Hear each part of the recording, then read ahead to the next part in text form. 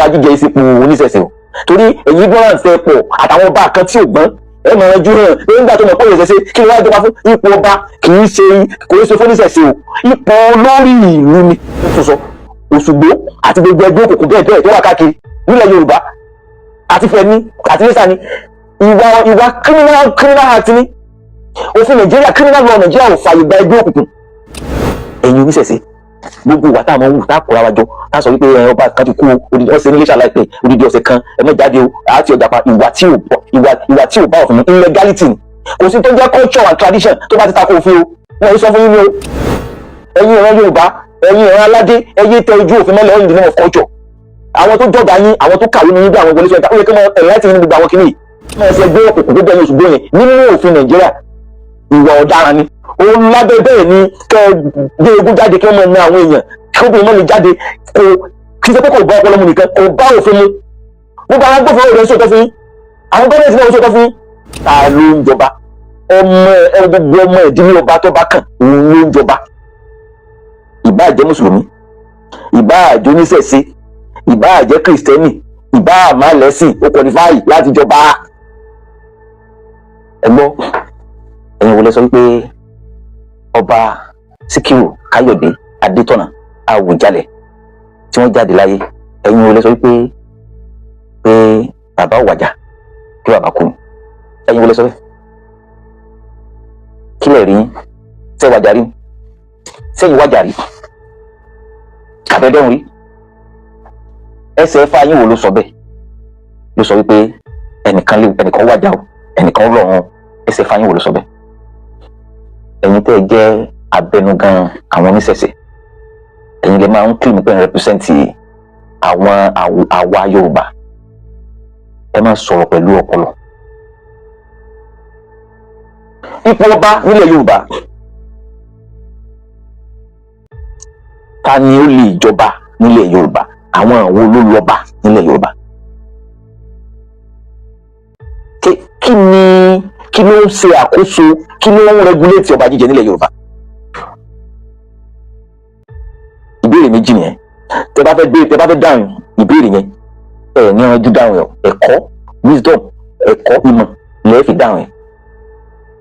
gbogbo ẹ̀yin tí ẹ bá fẹ́ máa jáde láti máa rẹpísẹ́ǹtì ohun Oòduà ọmọ aládé ẹ má máa fa ìmọ̀ kan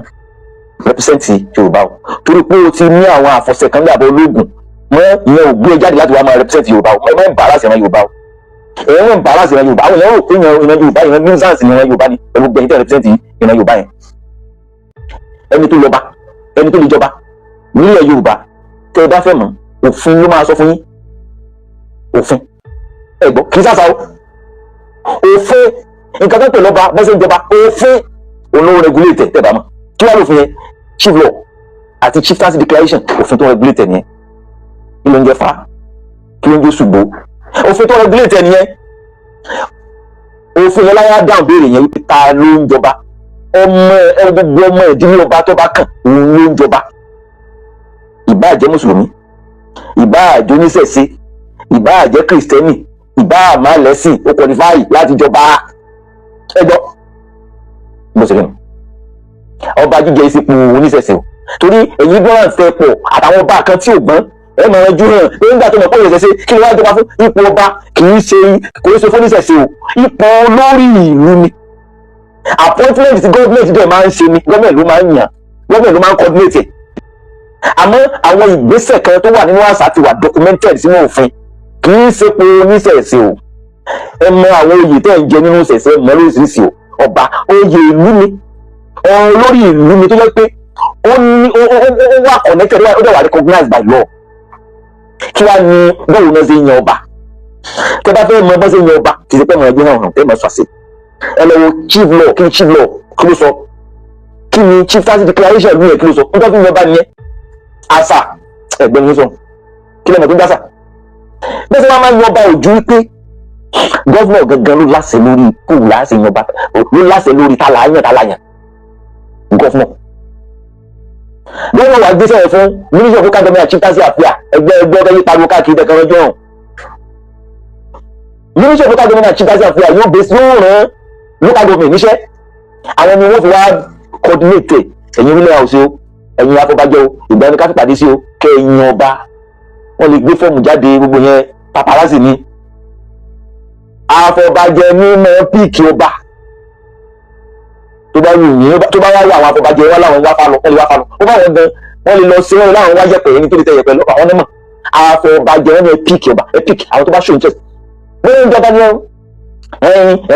ẹgbẹ́ òkùnkùn níbo ó fún wọn recognize ẹgbẹ́ òkùnkùn Òṣùgbó ó fún wọn recognize ẹ̀ kódà ẹjọ́ nínú òfin Nàìjíríà ká mọ ẹsẹ̀ ẹgbẹ́ òkùnkùn nǹkan tí ò bófin ní criminal offence ní sọ Yorùbá ká mọ ẹsẹ̀ ẹgbẹ́ òkùnkùn gbogbo ẹ̀yìn Òṣùgbó yẹn nínú òfin Nàìjíríà ìwà ọ̀daràn ni ẹ̀dá sàn kí n tètè débi tí mo lọ kí n má lè ṣe jù ṣé wọ́n rí tí wọ́n bá ti yẹn tó yẹ tán wọ́n wá gbé fáìlì lọ síwájú gọ́vnọ̀ ló wá ní final approval tí gọ́vnọ̀ bá àpúfù ẹ̀ ó jọba tí gọ́vnọ̀ bá ní pé kẹ lọ da nǹkan tó ṣe nù ní trust nù ẹ̀ wọ́n á dànù ni bó ṣe jẹ́ nìyẹn ṣé wá rí ẹ̀yin èèyàn wa tẹ́ ẹ jẹ́ traditionalist ẹ jọ̀ọ́ ẹ má máa sọ̀rọ̀ pẹ̀lú ignorance mọ́ ṣé rí nǹkan kan wà tá à ń pè ní ẹ̀tọ́ ọmọ ènìyàn fundamental human right ní section 38 of the Constitution of Nigeria òfin Nigeria ó sọ wípé gbogbo ọmọ Nàìjíríà pátá ọba ni o ìjòyè ni o olóògbóni ni o aláwo ni o onífá ni o mùsùlùmí ni o kírísítẹ́nì ni o alábàáláyé ní ẹjọ́ oníkálukú pátá ló ní àǹfààní ẹ̀tọ́ agbára láti ṣẹ̀sìn tó wù láti rí èrò tó wù láti choose láti kó nẹ́ẹ̀sì kan bọ́ sí nẹ́ẹ̀sì kan so ọba tó bá sọ wípé tó o bá kú o ẹ̀sìn báyìí lẹ́sìn òun ẹ̀sìn òun bí ẹ̀sìn òun kò sí ẹni tó lè change ẹ̀ mo sì ní ó fún mi kódà kò sí ilé ẹjọ́ tí ó mọ ohun tó ṣe káwá rule against it freedom of religion thought and conscience kò sí fọwọ́rọ́ sẹ́yìn kódà African Charter on people's rights article 8 ó tún fìdí ẹ̀ mọ́lẹ̀ which is pé kì í ṣe ilẹ̀ Yorùbá nìkan kì í ṣe Nàìjíríà nìkan gbogbo ilẹ̀ Áfíríkà ni òfin wà bẹ́ẹ̀ ṣe wọ́n mọ̀jà mọ̀ta then ẹgbẹ́ ta tó fi kún ẹ̀yin oníṣẹ̀ṣe gbogbo wa tá a mọ̀ wù tá a kóra wa jọ tá a sọ wípé ọba kan ti kú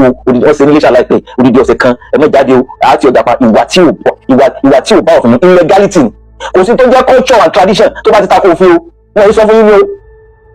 ẹ̀yin ìran Yorùbá ẹ̀yin ìran aládé ẹ̀yin tẹ ojú òfin mọ́lẹ̀ all in the name of culture àwọn tó jọ̀gá yín àwọn tó kàwé ní yín bí àwọn ìgbẹ́lẹ́sọ̀ ẹ̀ka ó yẹ kí wọ́n ẹ̀yìn láti ní gbogbo àwọn kìnìyàn ó ń wá embarrassment ni ó ń wá embarrassing embarrass àwọn tá a jẹ́ ọmọ Yorùbá bí ìgbà tó jẹ́ pé ọmọ Yorùbá bí ìran tí ò nímọ̀ ìran tí ò ní wisdom ìran tí ò ní conscience gbogbo àṣà tó bá ti tako òfin bí àṣà ẹ̀ dànù òun lábẹ́ bẹ́ẹ̀ ni kẹ́ gbé egun jáde kí wọ́n máa na àwọn èèyàn kí obìnrin mọ́ lè jáde kì í ṣe pé kò bá ọpọlọ mu nìkan kò bá òfin mu gbogbo àwọn agbófinró rẹ̀ ń sòtọ́ fún yín àwọn gọ́ọ̀mẹ̀ntì náà ń sòtọ́ fún yín so ẹ máa sọ wípé tí agbára tó fi ògbé fún yín ẹ má fọra yín mo tún sọ Òṣùgbó àti gbogbo ẹgbẹ́ òkùnkùn bẹ́ẹ̀ tó wà káàkiri nílẹ̀ Yorùbá àti Fẹ́mi àti Lẹ́sà ni ìwà criminal act ni òfin Nàìjíríà criminal law Nàìjíríà ò fààyè gba ẹgbẹ́ òkùnkùn òdodo ọ̀rọ̀ òun là ń sọ ẹ ní wọ́n fẹ́ràn wá àti àwọn aládéládé ilẹ̀ Yorùbá ni àtẹ̀yìn oníṣẹ̀ṣe ni àti gbogbo ẹ̀yin tẹ́ ń sọ̀rọ̀ tẹ́ ń represent Yorùbá àtẹ̀yìn tẹ́ ń defend Yorùbá mo fẹ́ rọ̀ yín kí mo fẹ́ rọ̀ yín fún ẹjọ́ tó lọ àṣà ni ẹ má gbé ga ẹ má gbé ẹ̀sìn ga ẹ má gbé spiritism à ń pè fún ọ à ń bọ òòṣà à ń spirit ni ẹ má gbé ga ẹ má pè fún wa ẹ gbé àṣà ga ẹ get àṣà ni káwọ sọ aṣọ tí mo wọ̀ ní ṣe àṣà ni èdè gidi ìlú ní ìlú tí ìlú wọn Yorùbá ijó wọn Yorùbá aṣọ òkè wọn Yorùbá igi gbígbẹ́ wọn Yorùbá sculpture wood carving amọ̀ mímọ̀ Yorùbá kòkò mímọ̀ ó pọ̀ bẹ́ẹ̀ iṣẹ́ àwọn alágbẹ̀dẹ ó pọ̀ lóríṣiríṣi jankan gbogbo àwọn ilé nìkẹ́ gbéga pọ̀ mọ́ tẹkinọ́lọ́jì Yorùbá ẹ̀yìn ṣe kàtàkàtà mọ́ ẹ̀yìn sọ̀rọ̀ rádaràdán mọ́ ọba jíjẹ ipò olórí ni kì í ṣepò ṣẹṣẹ kì í ṣepò tó ní kẹ́sì kankan ní kọ̀ọ̀tò lórí rárá òfin ló ní kọ̀ọ̀tò lórí ẹ̀sìn Islam kọ́ ló ní kọ̀ọ̀tò lórí ọba yíyan ó ti jẹ́ pé kì í ṣe ẹ̀sìn kankan ló ní kọ̀ọ̀tò lórí bàbá fẹ́ yan gọ́ọ̀nà local government ìṣẹ̀ṣe ò ní kọ̀ọ̀tò lórí òfin àtàlàkalẹ̀ òfin ní ọba ẹ̀sìn tó bá wọ